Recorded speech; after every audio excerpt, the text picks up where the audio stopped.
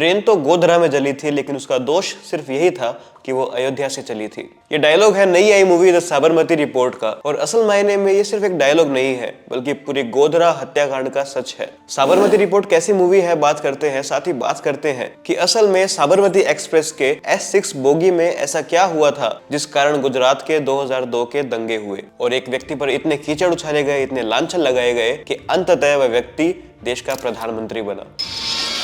27 फरवरी 2002 भारतीय इतिहास का वो काला दिन जिस दिन 27 पुरुष, 20 महिलाएं और 12 बच्चों को जिंदा जला दिया गया। फरवरी 2002 में विश्व हिंदू परिषद के कहने पर पूर्ण आहुति महायज्ञ समारोह में शामिल होने के लिए गुजरात से कार सेवक अयोध्या गए थे। उसके बाद 25 फरवरी को करीब 1700 कार सेवकों का समूह अयोध्या से अहमदाबाद के लिए साबरमती एक्सप्रेस में बैठा। 27 फरवरी 2002 को सुबह 7:30 बजे ट्रेन गोधरा स्टेशन पर पहुंचती है। ट्रेन स्टेशन से थोड़े आगे चलती है तो कुछ लोग ट्रेन को रोकने के लिए 2-3 बार चैन खींचते हैं। SIT की रिपोर्ट के हिसाब से ट्रेन को ठीक उसी जगह रुकवाया जाता है जहां एक मुस्लिम बस्ती थी।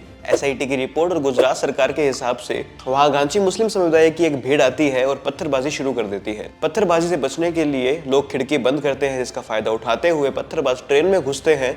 उन लोगों के पास करीब 40 से 60 लीटर पेट्रोल था, जिसकी पुष्टि पेट्रोल पंप के ओनर ने खुद की थी कि कुछ लोग भारी मात्रा में पेट्रोल खरीद कर लेकर गए थे। और इस पूरी घटना की प्लानिंग एक दिन पहले अमन गेस्ट हाउस में हुई थी। पत्थरबाजों ने पेट्रोल को बोगी में बिखेर दिया और खुद नीचे उतर गए और बाहर से बर्निंग रैक्स फेंक कर बोगी में आग लगा दी। यही कारण था कि साबरमती एक्सप्रेस की S6 बोगी में इतनी तेजी से आग लगी कि 5 मिनट में करीब 59 लोग अपनी जान खो बैठे। ये वो कार सेवक थे जिन्होंने किसी का कुछ नहीं बिगाड़ा था। उनका गुनाह ये था कि बस वो राम भक्त थे, वो भी राम की जन्मभूमि पर। लेकिन भारतीय लेफ्ट मीडिया के हिसाब से इनसे बड़ा गुंडा कोई था ही नहीं। कुछ मीडिया रिपोर्ट्स के हिसाब से इन लोगों के पास बहुत बड़े त्रिशूल थे, लाठी थे और ये हिंदू स्लोगन्स चिल्ला रहे थे। कार सेवक बोले जा रहे थे कि कश्मीर मांगोगे तो चीर देंगे। अब कश्मीर मांगने वाला स्लोगन भारत के अंदर कैसे भड़काऊ है, मेरी समझ से बाहर है। लिबरल मीडिया के हिसाब से ये गुंडे लोग रिजर्व सीट पर जाके बैठ रहे थे और लोगों को तंग कर रहे थे। एक मुस्लिम चाय वाला जो S6 बोगी में चाय देने आया, उसकी इंसल्ट की गई और धक्के मार के ट्रेन से गिराया गया। कुछ रिपोर्ट के हिसाब से तो कुछ हिंदूज ट्रेन के रूफ पर चढ़कर मुस्लिम महिलाओं के प्रति गलत गलत इशारे कर रहे थे। मेरे ख्याल से इतना कुछ छापना उस समय किसी को भी गुंडा घोषित करने के लिए काफी था। और नानावटी रिपोर्ट के हिसाब से ये सब झूठ था। करीब 59 लोगों की जान गई थी, ये बहुत अनफॉर्चुनेट था। उसके बाद 2002 के गुजरात के दंगे हुए, वो भी बहुत अनफॉर्चुनेट था। लेकिन आज गुजरात में हुए दंगे तो सबको याद है, लेकिन गोधरा कांड किसी को याद नहीं है। दंगों की शुरुआत कहां से हुई थी किसी को याद नहीं है। क्या उन 59 लोगों की जान इसलिए मायने नहीं रखती क्योंकि वो हिंदू थे? लालू प्रसाद यादव, जिनके अंडर उस समय रेलवे मंत्रालय था, उनकी कमेटी के रिपोर्ट के हिसाब से तो S6 बोगी के अंदर लोग खाना पकाने वाले थे। खाना पकाने के लिए चूल्हा जलाया गया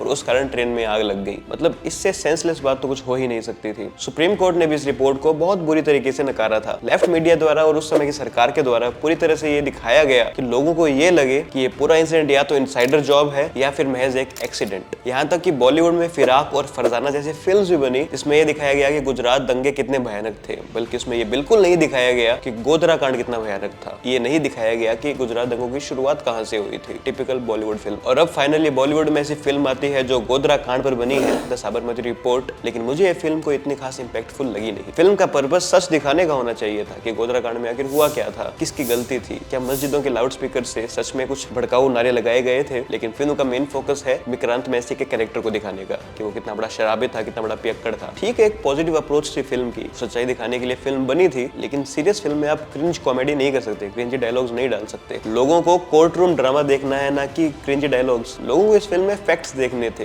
लेकिन आधे फिल्म में तो विक्रांत मैसी कैसे पियक्कड़ बन जाता है, बस यही दिखाया गया है। ठीक है, इस तरह की फिल्म बननी चाहिए जैसे पहले कश्मीर फाइल बनी थी। लेकिन कश्मीर फाइल्स में रियल इंसिडेंट दिखाए गए थे और ये फिल्म रियल इंसिडेंट दिखाने से डरती है। जैसे कि फिल्म राइट विंग के ऑडियंस को थिएटर में तो लाना चाहती है, लेकिन किसी दूसरी कम्युनिटी को नाराज नहीं करना चाहती। इस फिल्म में उस वक्त की जो गोदी मीडिया थी उसको बहुत बुरी तरह एक्सपोज किया गया है। बरखा दत्त का कैरेक्टर रिद्धि डोगरा ने प्ले किया है, बहुत अच्छे से प्ले किया है। बट एज एन ऑडियंस मैं जो एक्सपेक्ट कर रहा था उतने कोई फैक्ट इस फिल्म में है नहीं। मुझे लगता है कि गोधरा सेंटिमेंट्स जगाकर लोगों को थिएटर में लाने की ये बस एक कोशिश थी। ऊपर से एकता कपूर ने ये फिल्म बनाई है तो ज्यादा कुछ हम एक्सपेक्ट कर भी नहीं सकते। फिल्म से एक चीज अच्छी ये हुई कि चलो लोगों ने गोधरा के बारे में बात करना शुरू किया। और अगेन वो गोधरा कांड नहीं, गोधरा हत्याकांड था। जैसे वो कश्मीरी पंडितों का पलायन नहीं, बल्कि कश्मीरी पंडितों का जेनोसाइड था। 1984 का सिख राइट नहीं, 1984 का सिख जेनोसाइड था। जितना ज्यादा हम इन चीजों को एक्नॉलेज करेंगे उतना ज्यादा उन लोगों को इस चीज में जस्टिस मिलेगा। और ये कितना हिपोक्रेट है और कितना आयरोनिक है कि जब कोई व्यक्ति, जब कोई फिल्म या फिर जब कोई प्रोड्यूसर, कोई डायरेक्टर अगर हिंदुओं की सच्चाई दिखाने लगता है तो उसे लाइफ थ्रेटनिंग धमकियां मिलने लगती है। विक्रांत मैसी जब सीता माता पर बोलता है तब तो कोई बात नहीं, लेकिन विक्रांत मैसी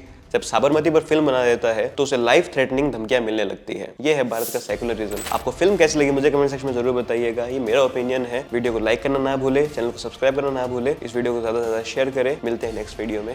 धन्यवाद।